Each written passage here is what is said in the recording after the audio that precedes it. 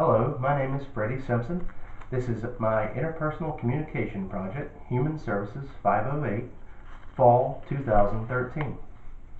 What is interpersonal communication? It is defined by the type or kind of communication that happens when the people involved talk and listen in ways that maximize the personal. Stewart's general description of basic communication is the continuous, collaborative process of verbal and nonverbal meaning making. Next slide. Mean what you say. Humans live in a world of meaning. The way that we utilize communication is a way of getting across your ideas, thoughts, or concerns to another party. Next slide. My overarching goal is to become what Burley Allen would call a level 1 listener. This is defined as empathetic listening that involves refraining from judging the talker and placing yourself in one's position and trying to see from their point of view. My current state is one in which I listen on the surface and more involved in the content of the situation, or less concerned with emotional meanings. Next slide. Early on, we were asked to look at our personality style. Knowing our own personality style is important in realizing strengths and weaknesses that could be utilized during conversation.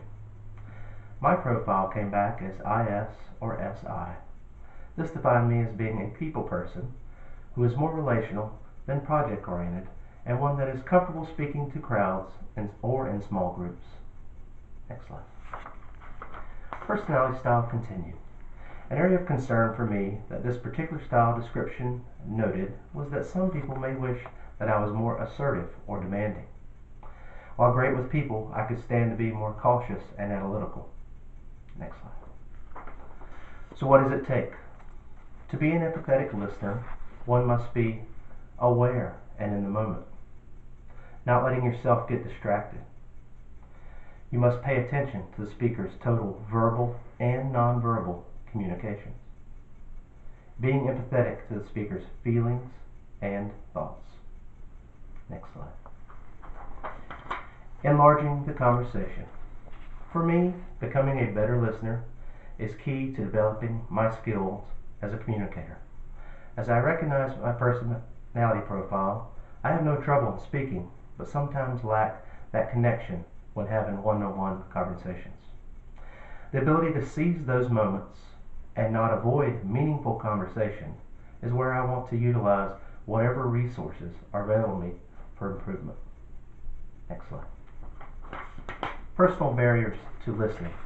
I am a people person, but oftentimes react with emotion, leading to what Peterson calls the flat brain syndrome. Guilty of being a fake listener is also one that I have had trouble with in the past. I may be pretending to be paying attention to please the talker, but the mind is focused on other concerns or other issues. I also find myself distracted by external factors such as noise or movements in the environment. Next slide. I also find that if I am familiar with the person I am in conversation with, that I may rush ahead of them because I think I may know what they're going to say based on past experiences. Next slide. Here are some of the plans I have for personal growth and improvement. Since I am a practicing registered nurse, I feel confident that better listening can make me not only a better nurse, but also a better nurse manager. Being aware of distractions and eliminate those barriers when possible. Really try to concentrate on the speaker. Jotting down notes shows that you are listening and sends message to the talker that you care. Next slide. Utilize positive body language and effective eye contact with the talker. Don't interrupt and listen objectively. Don't let your emotional triggers be pushed and start to command the conversation. Clarify points when needed. Never assume that you understood what the speaker meant. If it's still unclear to you, ask the questions. Get the answers you need. Next slide.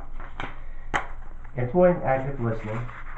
This is not only hearing the words, but clarifying and making sense of the meaning. By providing feedback and asking questions, we show the speaker that we are engaged and listening to the conversation. Next slide.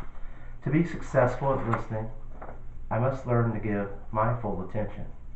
Listening is a skill and an art and must be continually practiced upon to be successful. Overall, this course has been very beneficial to learning my own personal communication style and techniques for where there is needed improvement. The goal is to adapt the previously mentioned tools to enhance my listening skills. I believe active and empathetic listening are crucial in ensuring that person's needs are being met and that they feel like they are being heard. Next slide.